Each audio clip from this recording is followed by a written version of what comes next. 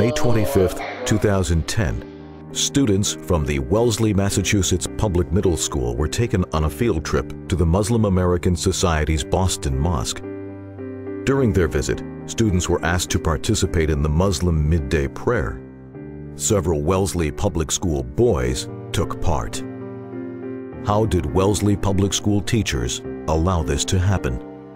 A mother who joined the field trip describes her experience. My 11-year-old son is a student at Wellesley Middle School. In mid-May, the school sent a permission request for him to participate in a social studies class field trip to a mosque. I was told that the goal of the trip was to learn about the mosque's architecture and to give the students an authentic experience inside a mosque by observing Islamic religion firsthand. Something didn't feel quite right about public school kids being taken to have an authentic experience in a place of worship. I was a little concerned. As I did a bit of research into the mosque, known as the Islamic Society of Boston Cultural Center, as well as the organization that runs it, the Muslim American Society, I discovered, to my alarm, that the mosque is highly controversial.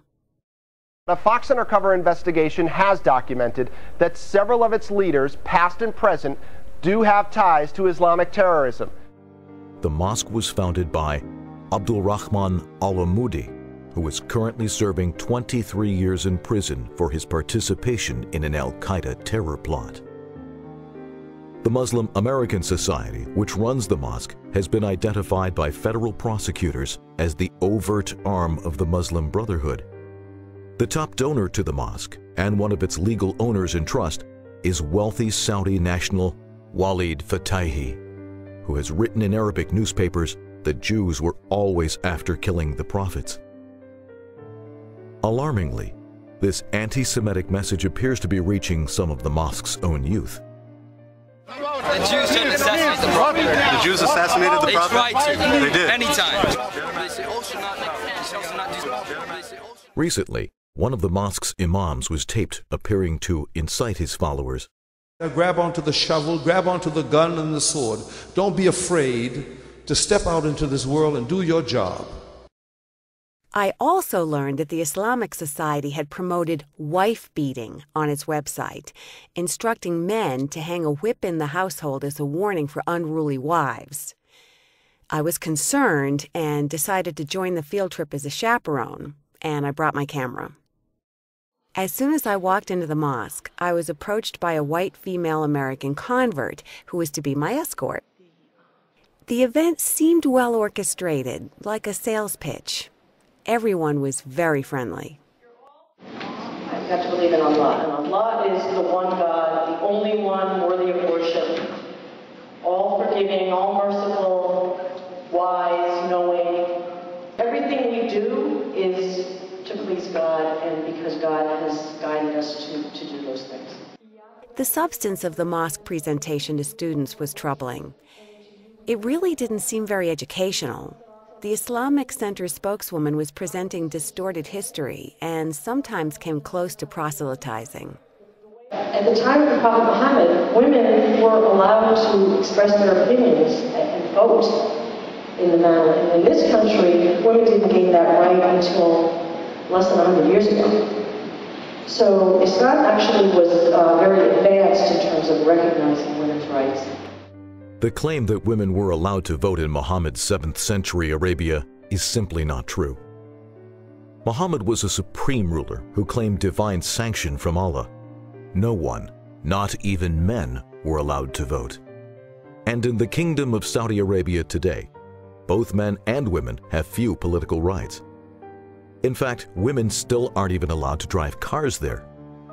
Yet it's not surprising that the mosque would seek to minimize the abuse of Saudi women. Over half of the mosque's $15 million price tag was paid by donors living in Saudi Arabia. I was wondering how many school children had been told that women were freer under Muhammad than under George Washington or Theodore Roosevelt. Miseducating the students about Islamic history was one thing, but what the mosque tour guides did next was totally inappropriate and shocking.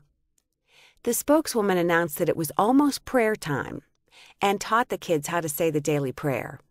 In the name of God, most gracious, most merciful, Alhamdulillah, al-Alamin, all praise is due to the ruler of all the worlds.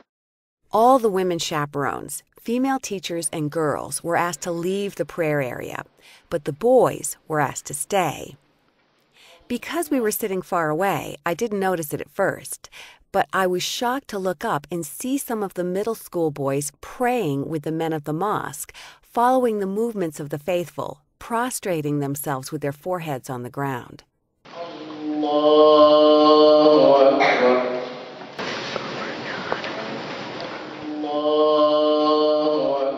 Apparently, while we weren't looking, the boys were asked to join in the prayer, and some of them did. I was shaking as I saw one of the Jewish boys praying. I looked at the teachers to do something, to say something. No one said anything, perhaps afraid to offend. I wanted to get out quickly and go home. After the field trip, I checked the permission slip. There was nothing there to inform parents that their children would be joining in prayer, only that they would be observing. According to the school's social studies chair, the trip was recommended by a Watertown-based nonprofit called Primary Source.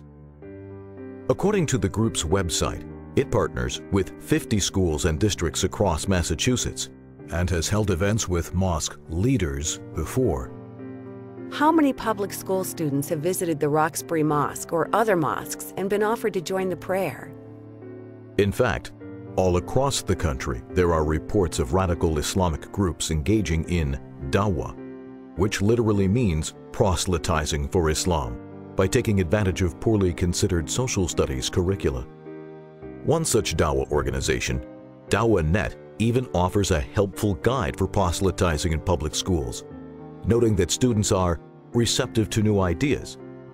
According to the website, public schools are therefore fertile grounds where the seeds of Islam can be sowed inside the hearts of non-Muslim students.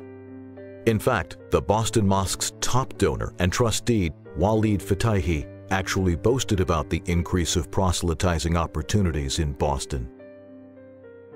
Father Raymond Helmick, a Jesuit priest and Boston College professor, is one of the Islamic Center's most fervent supporters, but even he has condemned Fatahi's proselytizing efforts.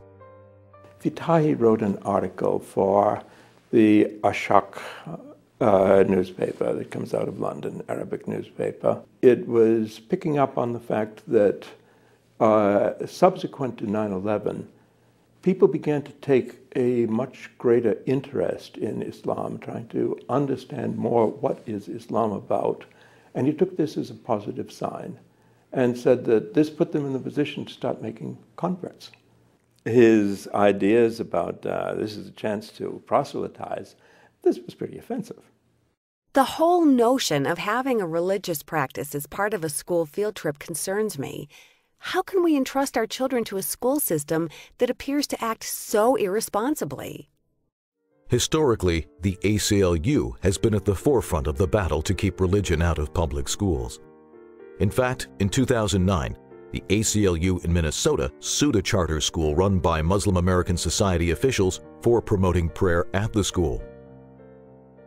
The ACLU's New England Education Director, Nancy Murray, shown here taking part in a public event at the mosque, is a strong supporter of the Muslim American Society.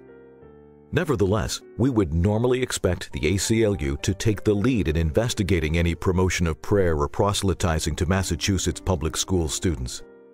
Public officials, including Wellesley Middle School's principal Joshua Frank, Wellesley School Superintendent Bella Wong, and Chair of the Wellesley Board of Selectmen, Catherine Babson, need to investigate this incident, hold those responsible accountable, and ensure that it will never happen again. Moreover, the role of Primary Source in influencing the educational curriculum in Massachusetts public schools must also be investigated. Our institutions are failing us. Our public schools must not allow the Muslim American Society to proselytize to our public school students.